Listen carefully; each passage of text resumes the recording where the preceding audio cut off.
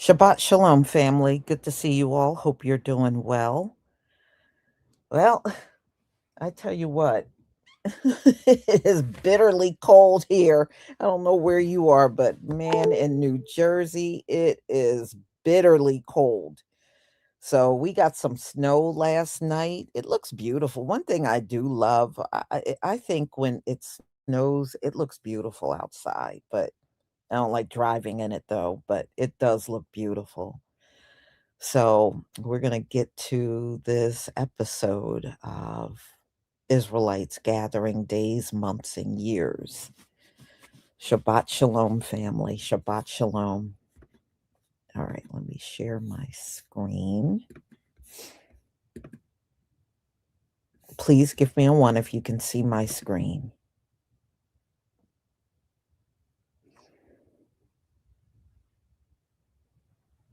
I think we're only in the 30s today.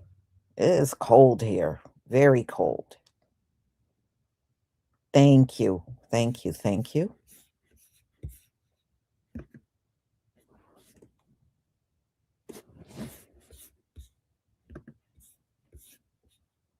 Another one of our weekly Bible studies. Um, we know tonight is going to be one of their biggest days that they're going to be partying and doing all kind of stuff and celebrating the so-called New Year. What we're going to do today is we're going to see the difference. So the title of our class today is Man's Year versus YAH's Year. So we want to understand, we know that it is going to be the beginning of the calendar year 2025 on the Gregorian calendar. But why is it not a new year, at least according to YAH's year? What does this have to do with? Why is it wickedness for us to celebrate this as our new year? Now we got to acknowledge it. We in captivity. It is what it is. What are you going to tell folks? It's the year 5000 and something. You got to tell them the year that's on the calendar. So you have to acknowledge it. You have to acknowledge that year. There's nothing that you can do about that, but you don't have to celebrate it, and you can learn the difference between Yah's year and their years. So we're going to explore that. We're going to take a look at that and get an idea of what this is and why we don't keep their new year. So this is an open forum. Again, so if anybody has any questions, comments, or even if you want to cuss me out or whatever, hey, it is what it is. As long as we do it decently in order, everybody will have an opportunity to speak. So if you have any questions, comments, or anything like that, chime in. If you haven't already, visit our website at israelitesgathering.com. You can watch the streams live from there, as well as the previous classes, as well as access all of our information. If you haven't as well, go ahead. If you have Android, go to the Google Play Store, download our free Bible app. It's called Israelites Gathering. There you'll be able to connect with all the people from our community, as well as get access to all our information directly from your phone. If you're on Apple, it's also on the iOS App Store as well, so you can definitely check that out. And first and foremost, thank you for taking the time to spend it with us here today to go over these scripts. It truly will set you apart, because the rest of the world is preparing to celebrate. And half of them don't even understand why they're celebrating. They just know that this is the day they designated, and they're taking part in all kind of things that they really don't understand. So we're going to put some meaning to this, and we're going to look at some stuff and get an idea of what's truly going on. So the first thing I want to start with is let's look at how we got here. How did we get to this Gregorian calendar? So we're going to get into that. And Shalom, brother Yafi Yehuda. Good to see you, family. All right. So we're going to go ahead and get into that. Before I do that, let me go ahead and make sure everybody has access.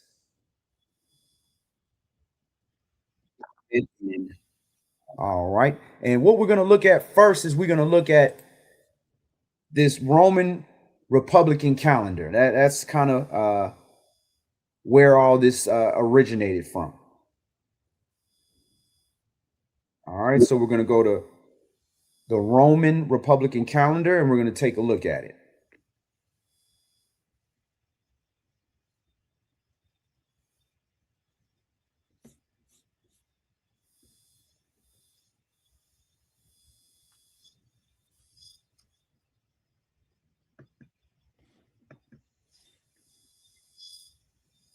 All right. So what we have here is called the Roman Republican calendars.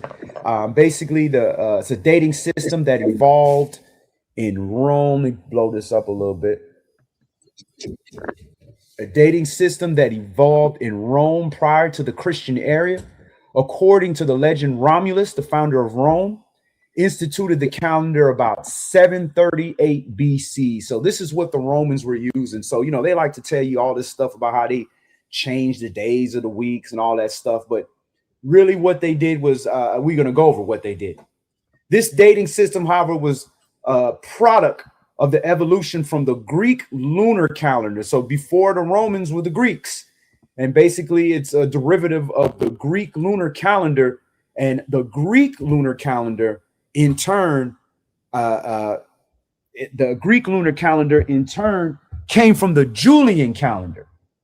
So this is how we got here. In the Julian calendar, the Greek lunar calendar was derived from the Babylonian calendar, So the Babylonian calendar is, which Babel means confusion. This is where all this calendar system came from. Now, the original Roman calendar appears to have consisted of only 10 months and a year of only 304 days. So they only had 10-month calendars. And the remaining 61 and a quarter days were apparently ignored, resulting in a gap during the winter season. The months before the names Martius, Aprilus, Maius, Junius, Quintilis, Sextilis, September, October, November, December. The last 6 names corresponded to the Latin words for the numbers 5 through 10. So they had a numbering system before they started giving them pagan names. The Roman ruler Numa Pompilus is credited with adding January at the beginning and February at the end of the calendar to create the 12-month year. All right. So this is what they were using before. All right. So let's fast forward a little bit. Now let's look at how we got to the Julian calendar and how we got to this Gregorian calendar. So that's what we're going to look at now. All right. So this article is from the Britannica, from the encyclopedia. 10 days that vanished, the switch to the Gregorian calendar. So when it comes to calendars, small errors can add up over time. It's talking about this Julian calendar again. Remember, the prevalent calendar in the Christian world for the first millennium. So they were using the Julian calendar, which obviously is named after Julius Caesar, right? And then the Gregorian calendar named after Pope Gregory. So the prevalent calendar in the Christian world for the first millennium CE and part of the second millennium was an improvement over the Roman publican calendar. So it was supposed to be an improvement. It replaced, but it was 11 minutes and 14 seconds longer than what they call the tropical years, where you measure the sun from Earth perspective from one point all the way till it returns back. And this difference resulted in the calendar drifted about 1 day for every 314 years.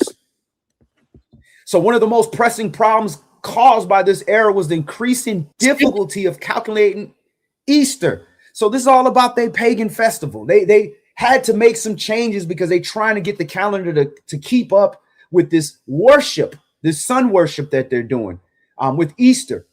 And in 325, they had decreed should fall on the first Sunday following the first full moon after the vernal equinox, which at the time fell on March 21st.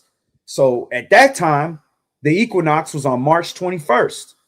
Now we getting the equinox around March 16, March 17, 18, all the way to the 21st. It floats. The growing discrepancy between the dates set by the council and the actual vernal equinox was noted in the 8th century CE, if not earlier. And they had a number of proposals for reform were brought before popes in the Middle Ages, but no action was taken. And the Julian calendar, flaws that it was, remained the official calendar of the Christian church. All right, so now they have the Council of Trent. They passed a decree calling for the Pope to fix the problem by implementing a reformed calendar. But it took another 2 decades to find a suitable fix and to put it into place. After years of consultation and research, Pope Gregory XIII signed a papal bull in February of 1582 promulgating the reformed calendar that became to be known as the Gregorian calendar. So that's 1582. We have this calendar that we're using now. And I want to skip down here. The most surreal part of implementing this new calendar came in October of 1582, where 10 days was dropped from the calendar. So they literally had to drop days from their calendar to get it to match up with the sun, moon, and stars.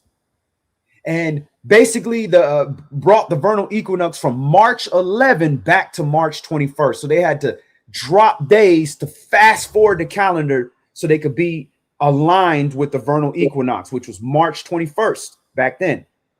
The church had chosen October to avoid skipping any major Christian festival. So all of this is based on their pagan worship.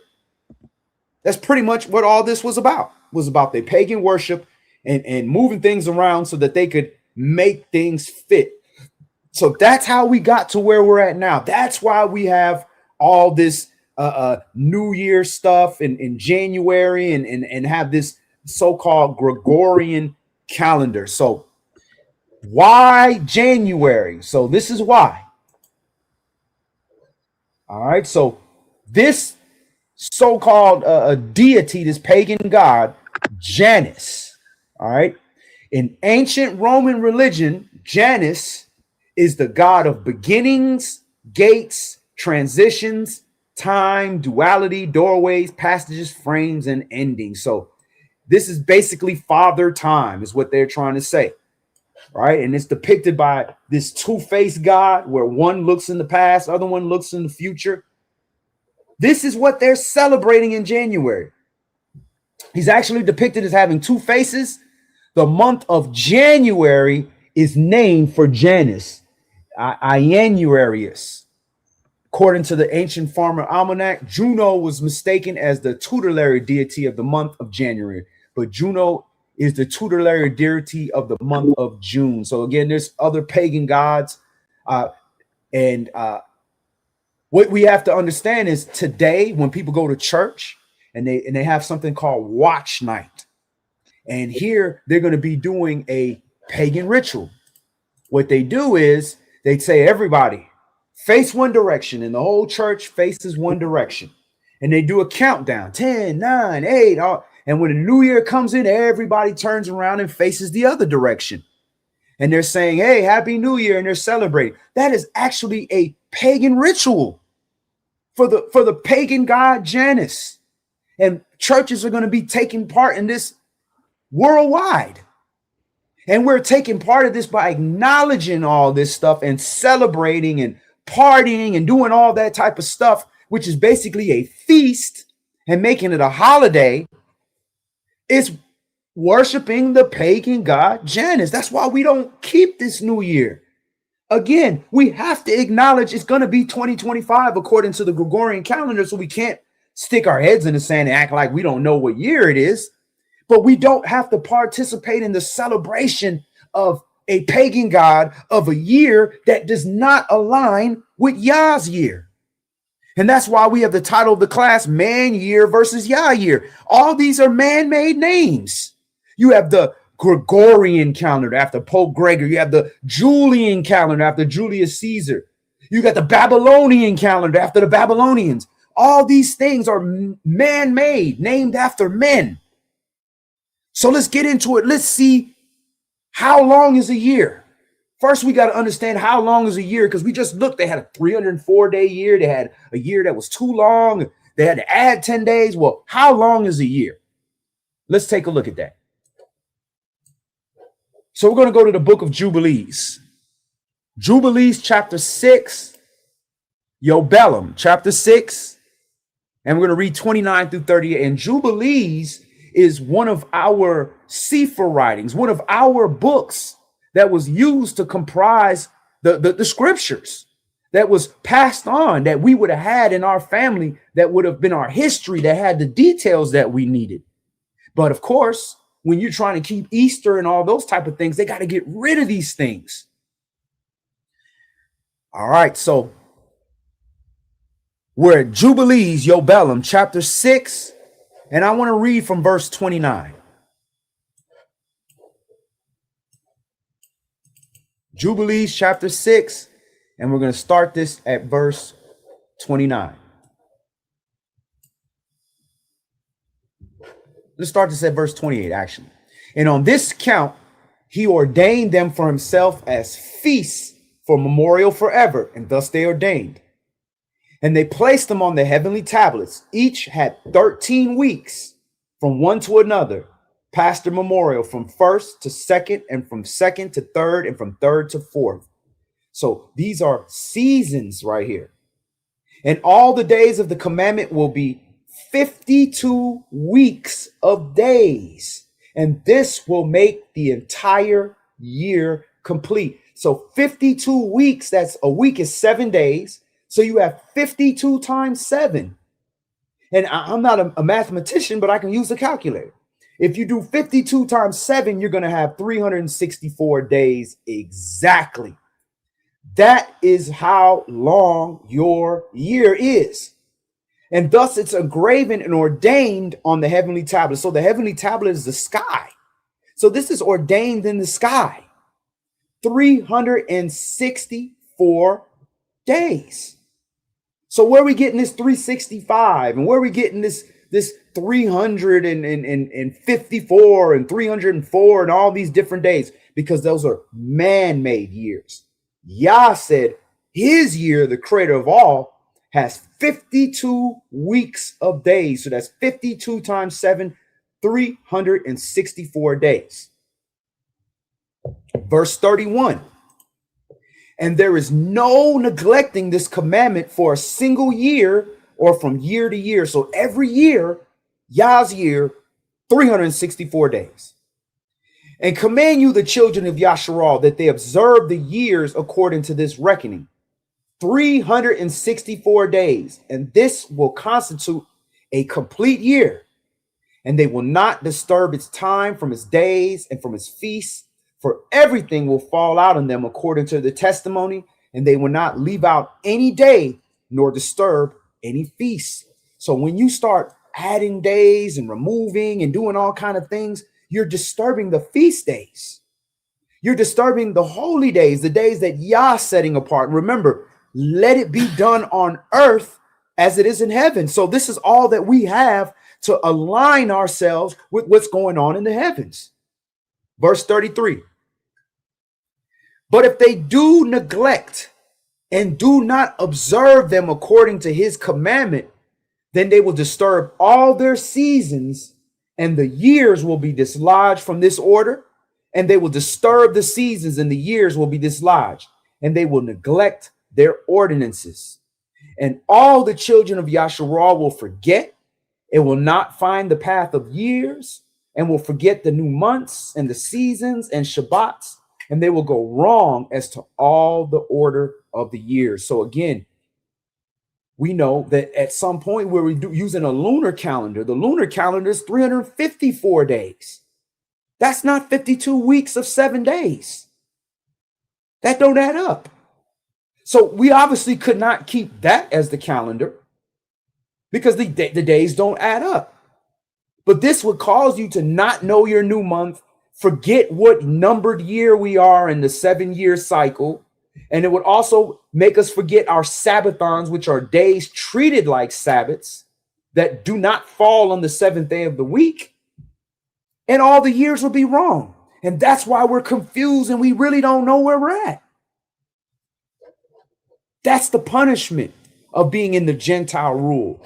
When we were in our rule, we had our ancestors, we had elders, we had people that would watch and mark and blow the shofar so that we knew when the year would start, when the month would start, when the holy days would start.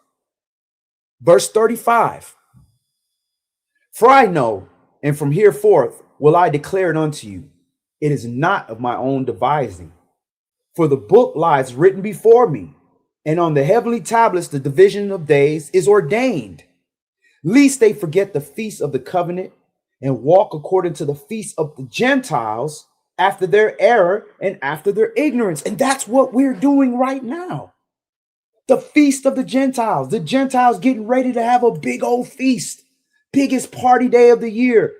Gunshots gonna be flying off, all type of parties, all type of debauchery, all type of drunkenness and foolishness is gonna go on this tonight, because this is the Gentile feast. That's how they celebrate. Verse 36, for there will be those who will assuredly make observations of the moon, how it disturbs the season and comes in from year to year 10 days too soon. So again, it's confirming again, the lunar year or the lunar calendar is only 354 days. That's 12 moons. Gives you 354 days. That's 10 days too short. That's why you can't just use the moon. Verse 37, for this reason the years will come upon them when they will disturb the order and make it an abominable day, the day of testimony, and an unclean, a day of feast day. And they will confound all the days, the holy with the unclean, and the unclean day with the holy. And what makes a day clean and a day unclean? Well, a holy day is the Shabbat, the set apart days. And every day of the week is clean unless you make it unclean. Like you try to turn the first day of the week and make it the seventh day of the week. Now you done turn a day that's supposed to be a work day and you done made it into a pagan day. For they will go wrong as to the months and Shabbats and feasts and jubilees. That's why we don't know. That's why we got a different feast day. We got people just kept Hanukkah, keeping it the same day as Christmas, because we all over the place with these calendars. Now, is it our fault? No. We were born in this captivity. But this is part of coming out, is trying to seek the ancient way of doing things. And even if you don't have the complete answer, we know that is not it. We know that's pagan, and we are not participating in that. Verse 38, for this reason I command and testify to you, that you may testify to them. For after your death, your children will disturb them, so they will not make the year 364 days only. They refuse to make it 364 days. Your year is going to start on a specific day, which we're going to show you what day it starts. And it's going to always start back on that same day of the week. Because again, 52 weeks of 7-day weeks is exactly 364. So your new year is always going to start on the same day. The last day of the year is always going to be on the same weekly day of the year. Now, when you try to fix that to a Gregorian calendar that added 10 days and rewinded and did this and did it, then it's going to be on a different Gregorian day, because they have 365. Then every 4 years, they got 366. So it's confusion. Again, for this reason, I command and testify you, that they may testify them. For after your death, the children will disturb them, so they will not make the year 364 days only. And for this reason, they will go wrong as to the new months and the seasons and Shabbats and festivals, and they will eat all kinds of blood with all kinds of flesh. And is that what's happening right now? They getting ready to eat all kind of blood, all kind of flesh, all kind of weird animals, and party and put all kind of weird drugs in the body and do everything to celebrate a pagan god that they probably don't even know who it is. But either way, they're taking part in it. So that's what they're doing. All right, so let's go on to the next one. I want to go to Exodus. Let's go back into Torah. Let's go to the book of Exodus. Go ahead and do a new share.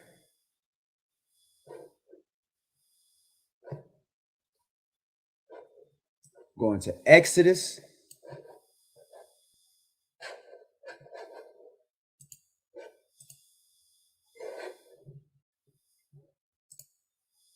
Exodus, Shemot, chapter 12, and we're going to read verses 1 through 11. Let me go ahead and pull up the scripts.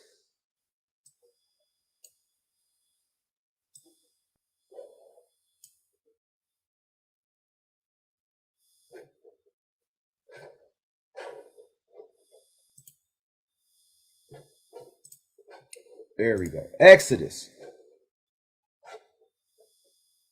Shemot, chapter 12, and we're going to read 1 through 11. All right. And Yahweh spake unto Moshe and Aaron in the land of Mizraim, saying, This month shall be unto you the beginning of months. It shall be the first month of the year to you. So this is to us, Hebrews. The rest of the world are Gentiles, which means nations. We are the nation of Yasharal. When you put the, you're separating one thing from everything else. We're the nation, and the rest of them are the nations, plural. That's where you get Goyim from. Gentiles.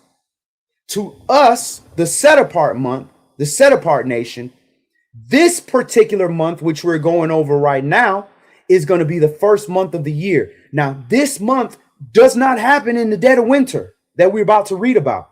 This month does not happen according to the Gentiles, according to the Gregorian calendar, according to the Julian calendar, according to any of that. That's not when that month starts. Verse 3. Speak you unto all the congregation of Yasharal, saying, in the 10th day of this month, they shall take to them every man a lamb according to the house of their fathers, a lamb for a house. And if the household be too little for the lamb, let him and his neighbor next unto the house take it according to the number of the souls. Every man according to his eating shall you count for the lamb. Your lamb shall be without blemish, a male of the first year.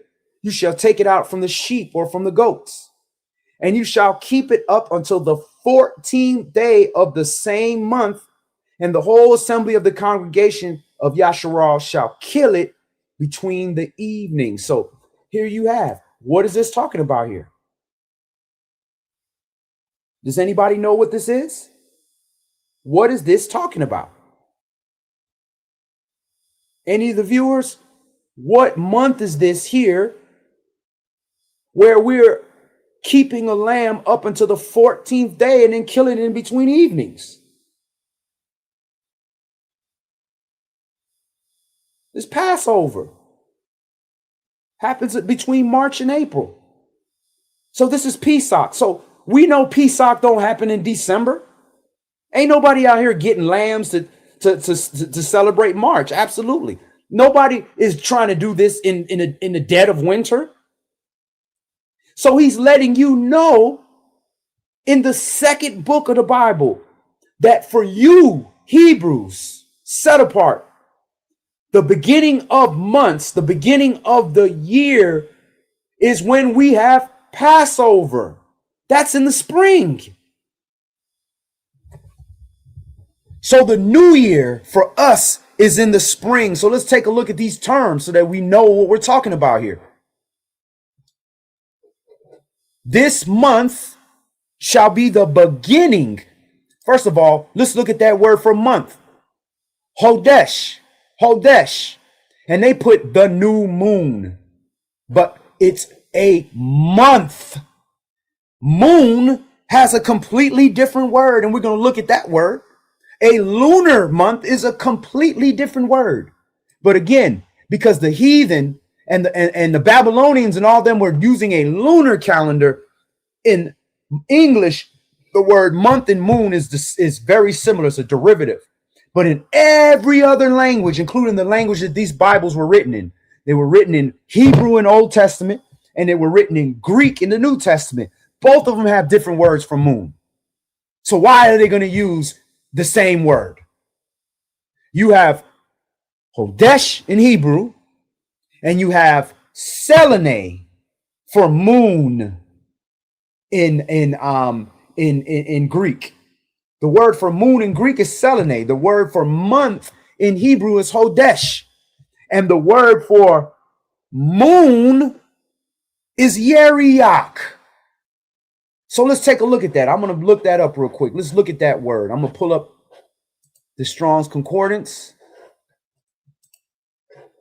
so that we can see those definitions. All right, so the first one we had was month, H2320, the month. All right, let's pull that up.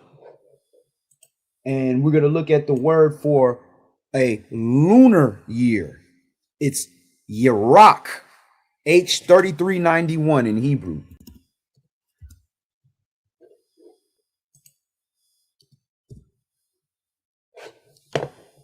All right, so let's look that up, H3391.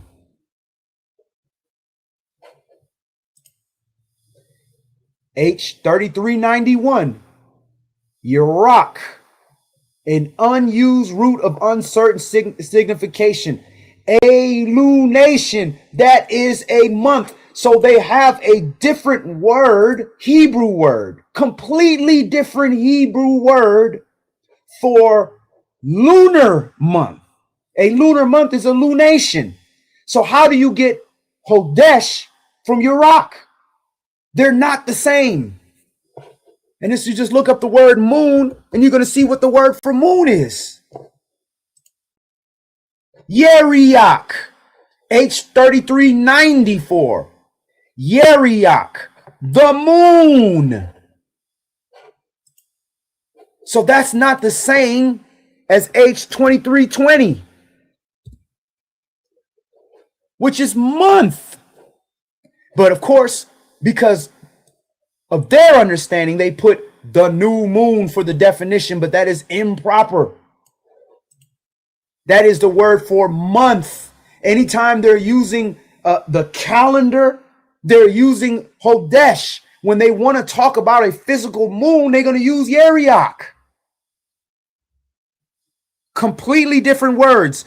So this month where we keep Passover, let's go to Deuteronomy chapter 16, Devarim chapter 16, and we're going to see the name of this month.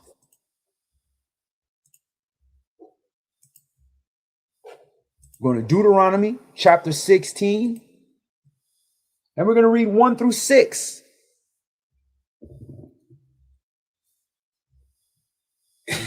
Observe the month of Abib and keep the Pesach unto Yahweh your Elohim, for in the month of Abib, Yahweh your Elohim brought you forth out of Mizraim by night. So there you have it. In Exodus 12, Shemot, it tells us that this month is going to be the beginning of months for you, the month in where we keep the Passover, right?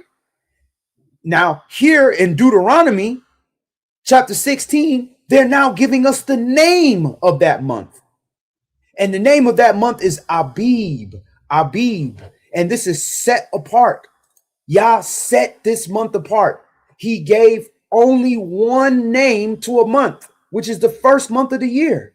He named it Abib. Every other month is a numbered month. Second month, third month, fourth month, fifth month, sixth month, so forth and so on. Very similar to the Shabbat. He only gave one name to the day of the week, the Sabbath. Then you have 1 from the Sabbath, 2 from the Sabbath, 3 from the Sabbath, 4 from the Sabbath, 5 from the Sabbath, and then all the way to 6 from the Sabbath, which is the last day of the week. Because the Sabbath is set apart. So man decided to come up with all these names, like we read earlier, with Junio for the pagan god, to the name June, and all these other Janus and all these pagan names. Yah didn't give us that.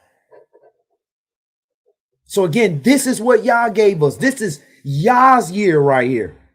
Let's read it again. Verse 1. Observe the month of Abib and keep the Pesach unto Yahweh your Elohim. For in the month of Abib, Yahweh your Elohim brought you forth out of Mizraim by night. So let's see that definition of Abib. H24, Abib, from an unused root meaning to be tender or green. That is a young ear of grain, hence the name of the month Abib. And look here, Nisan. Where Yah ain't never give us no month named Nisan. Why are they throwing this in here? Man, once again, why would you even throw that in there? The Bible's clearly telling you the month is Abib. Not Japanese car, Nissan. It's Abib. And it means to green. When do things get green? In the spring. Not in the winter. You go look at the trees now, they're not green.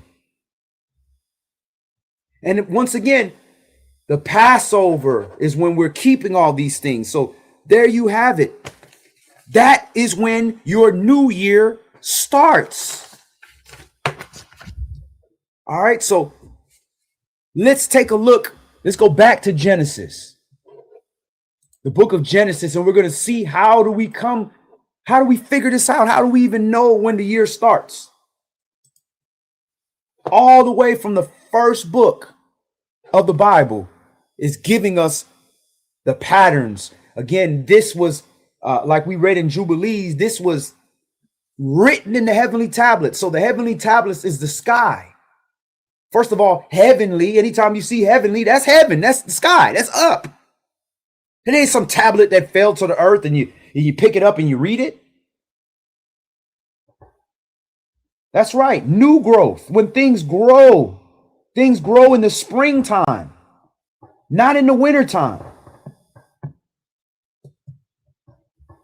All right, so we're reading Genesis chapter 1, and we're going to look at the luminaries from verse 14.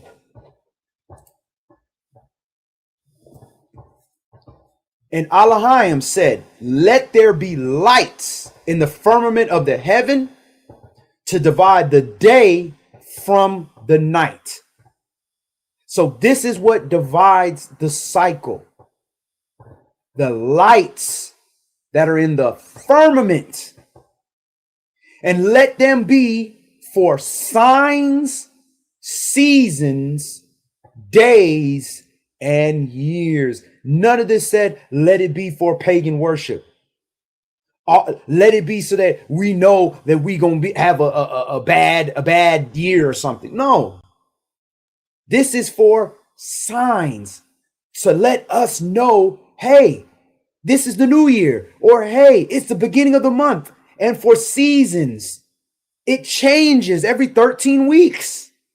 And this is how we know the day, because when the firmament, when the light, the great light in the firmament is gone, that's the end of the day.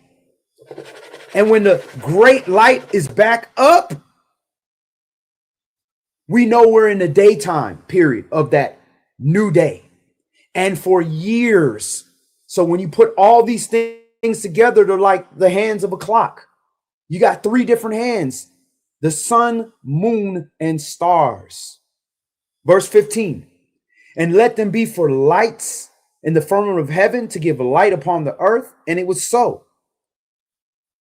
And Elohim made 2 great lights, the greater light to rule the day, and the lesser light to rule the night, the stars also.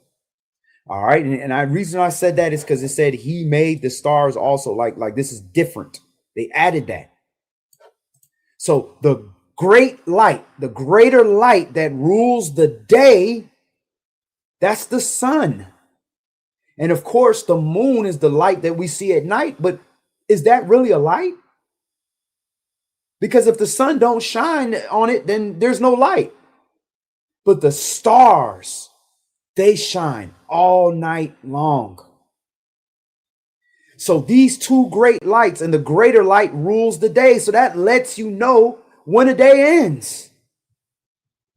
Once that sun is gone, that's the end of the day, because it rules the day. That's why your day begins at night. And Elohim set them in the firmament of heaven to give light upon the earth, and to rule over the day and over the night, and to divide the light from the darkness. And Elohim saw that it was good. And the evening and the morning were the fourth day. So here you see the fourth day, we are getting these lights. Before that, we had a light here on day one. It says on verse 1, in the beginning, Yah created the heaven and the earth was without form and void, and darkness was upon the face of the deep. And the spirit of Elohim moved upon the face of the waters. And Elohim said, let there be light. And there was light. And Elohim saw the light, that it was good. And Elohim divided the light from the darkness. And Elohim called the light day, and the darkness he called night. And the evening and the morning were the first day. So he already decided an order of a day and a night. But there was no sun or any moon or any stars. There's a different light because this is day one. But then now you go all the way down to verse 14. Now you're getting into the fourth day. Those are completely different lights. Just like the light that lights up every man, that's not the sun. That's not the moon. That's not the stars. That's the light of this word, the light of Yah. This was created on day one. So with these luminaries being appointed on the fourth day, this is why your calendar will start on the fourth day. And let's look at that word for years. Let's look at that Hebrew word. We're going to look at some of these terms here. To divide the day from the night, and let them be for signs. The Hebrew word for sign is oath. So the sun is supposed to be a signal, a flag, a beacon, an omen, a prodigy, evidence, a token. So what is the sun a sign for? It's a sign for the daytime portion of the day. And when it leaves, it's a sign that the new day is starting. All right, so the next one is seasons. Look at that word, moad, H4150. Seasons literally means appointment or fixed time. So year, which are broken in 13 weeks. Then you have Yah's holy day, Moedim, which are the set apart days that he chose throughout the year. It's the same word they use. It is merely a fixed time.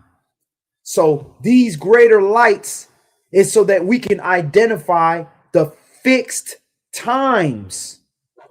And for days, so we know when a day ends. And for years, let's look at that word for years. That Hebrew word is shana. Shana sounds familiar, right?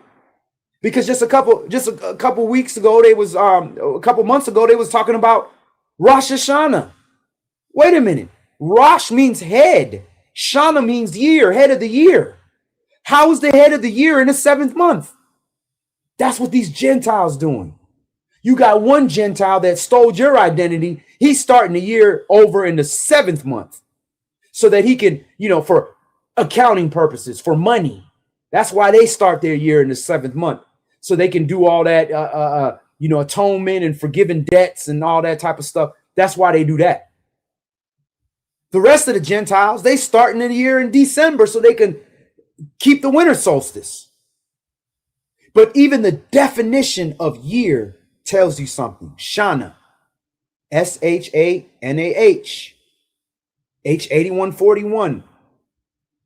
A year as a revolution of time, whole age, long, old year. So let's look at that root word. The root word is shana, and that is to fold. That is duplicate. So the year is broken in two. If you take half of the year and the other half of the year and you fold it out, that's one whole year. But when you fold it together, that's one half of the year, the other half of the year is identical. And the holy days follow that same pattern. Just how we talked about on the 14th day, we have a 7th-day feast starting the 15th. And then in the 7th month, starting on the 15th, we got another 7-day feast with an 8th day added to it. It's copied. It's an exact copy. So that is what YAH's year looks like. All the definitions, whether we're looking at the luminaries, whether we're looking at the Hebrew words, it all adds up. And when you look at the sun, moon, and stars, they all add up. All right, so now let's go ahead and look at the Qumran calendar. Now, this is the closest thing we have to the ancient calendar system. This was found in the Dead Sea Scrolls, in the ancient caves of the Qumran. All right, let me do a new share. Let me pull it up so we can take a look at it. What did they know? They knew something.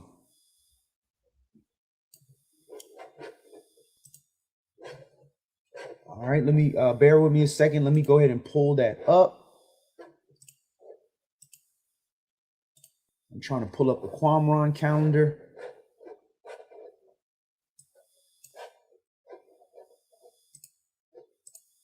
All right, there it is. Okay.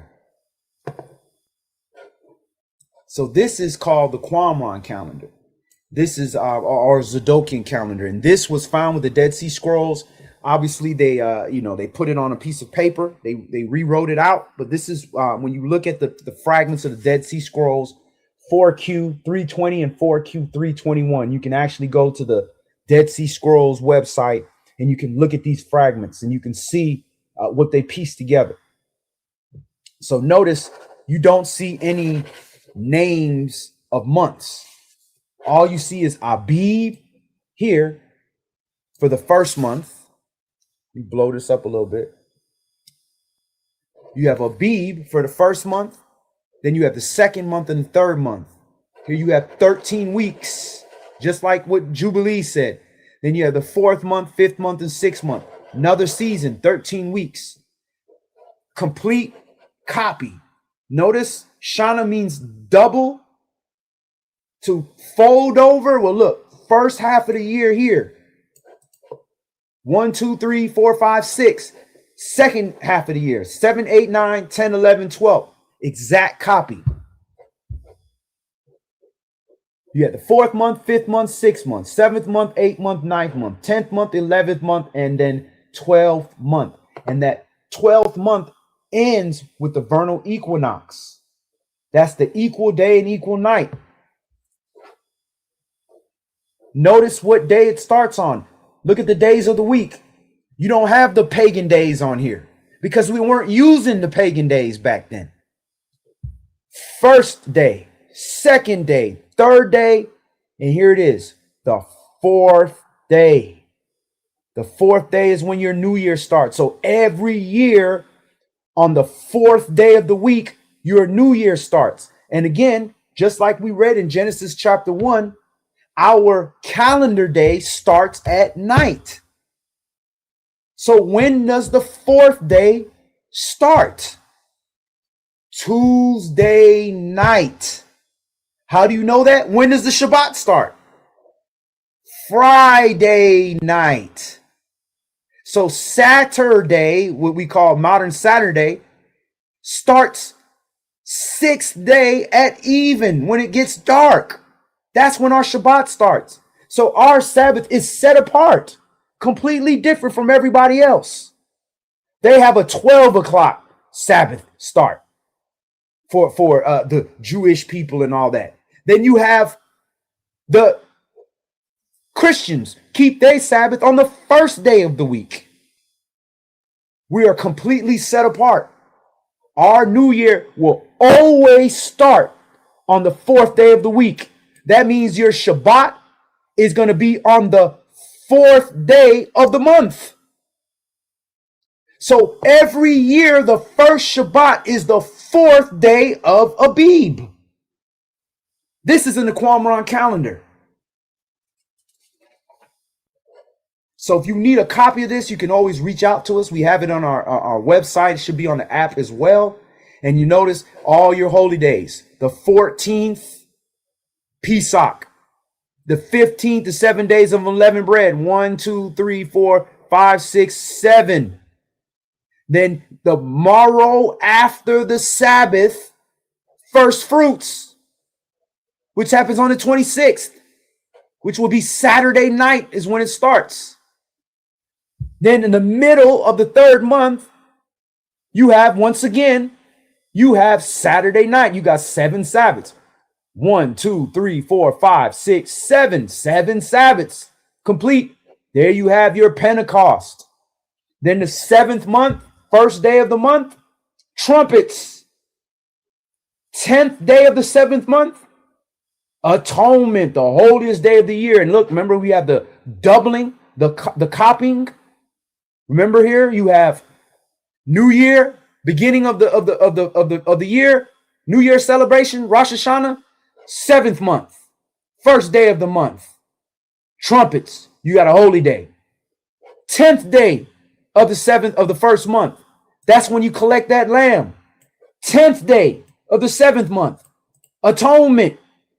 15th day, 7-day feast. Passover, unleavened bread. 7th month, 15th day, 7th day feast with the last great day, 8th day. Copy, duplicate. Is that by coincidence? No, the Hebrew is telling you it's a copy. Y'all don't make mistakes. So let's go ahead and we're going to look at one more thing. I'm going to pull up the songs of Sabbath sacrifice. This is another old piece that was found in the Dead Sea Scrolls where the priests tracked the Shabbats for every year and had all the instructions and psalms they were supposed to do on the year. So let me go ahead and pull that up. Let's do a new share.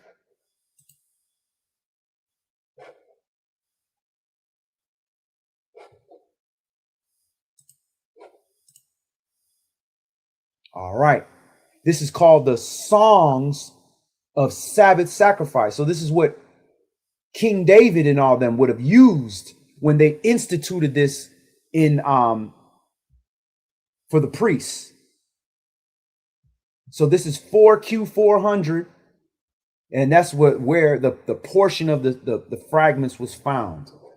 And what I want to key on is something special right here.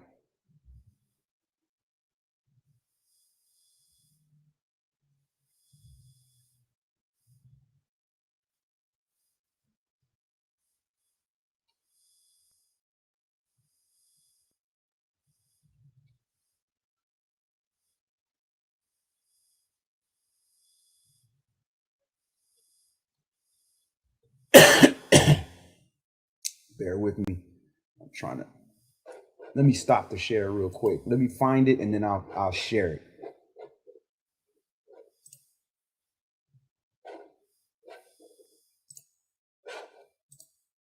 One last thing I want to show for the conclusion of the class is I want to show that the Sabbath was always the 4th day of the year.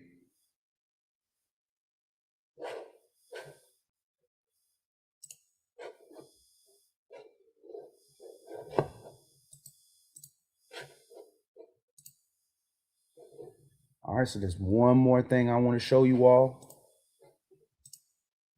Let me just pull that up.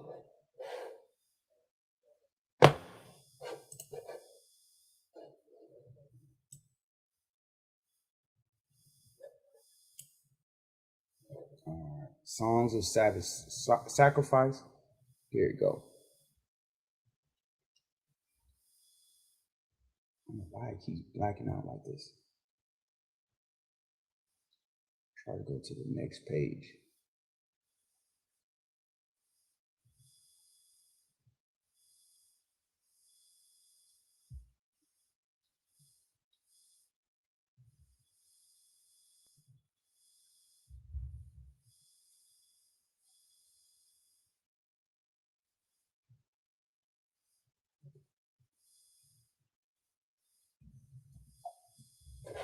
All right, let me find a different source. This thing is acting up. I want y'all to see this so you can see that second witness of when the Shabbat started, and it matches the Qumran calendar.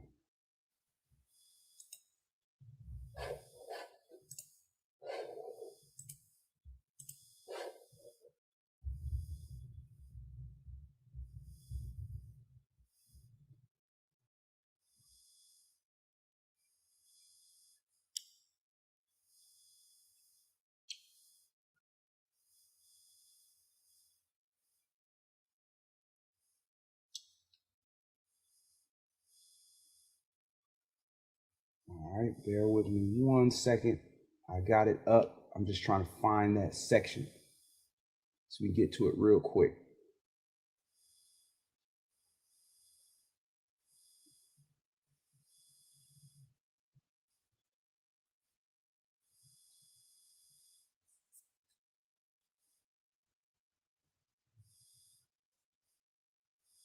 All right, there we go.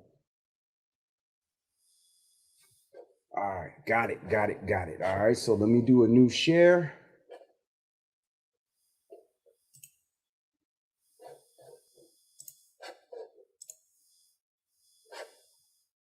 All right, so this is song 1. Blow it up.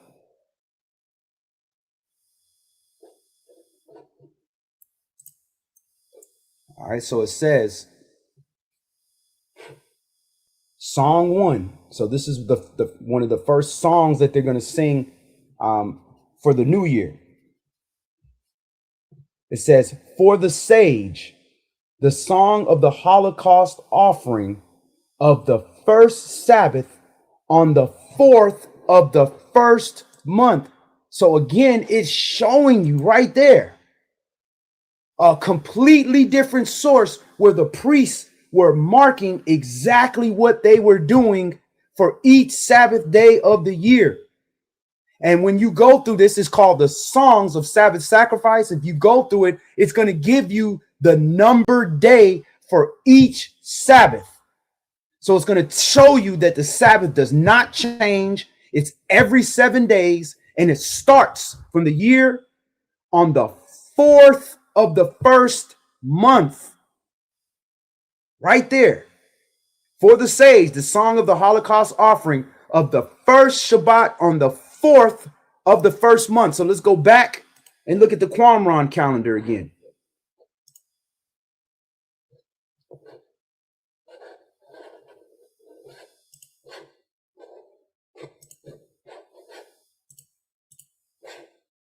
There you have a completely different text with completely different authors showing you point blank the Sabbath started the 4th day of the month. Once again, Qumran calendar, different from the sages that were in the temple. Completely different. The Qumran was in a desert. They weren't in the temple. The temple priests had a whole different document, and it shows you that the first Sabbath of the year is the 4th day. And if you go and you read the rest of that material, you're going to see the second Sabbath was the 11th, the third was the 18th, the 4th was 25th, and they go so forth and so on. It never changes. So there you have it. That is the difference between man's year versus Yah's year.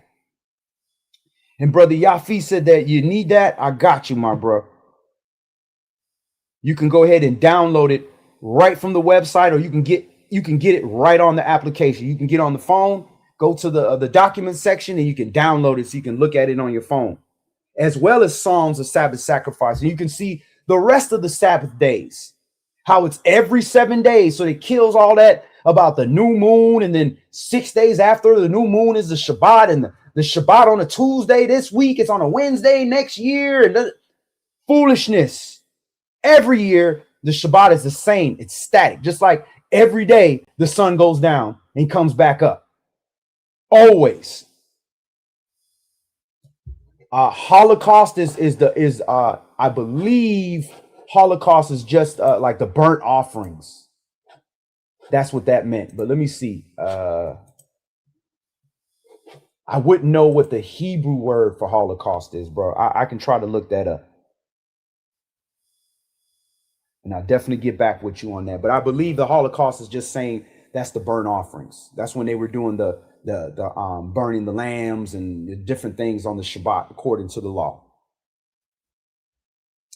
So that's all we're going to do today. Again, they're going to get ready to start. They're already starting to shoot. Just be safe. For some of us, they got to work. They're going to be telling you Happy New Year, this, that, and the other. At the end of the day, it's 2025. You got to acknowledge it. We can't act like we in 1 AD or 70 AD. You got to acknowledge it, but we don't have to party with them. We don't have to celebrate. We can celebrate when Yah's year starts. So that's all we're going to do today. Yah's will, we will see you for Shabbat. Until then, protect your spirit, and Yah be with you and your families. Shalom. This isn't just a game.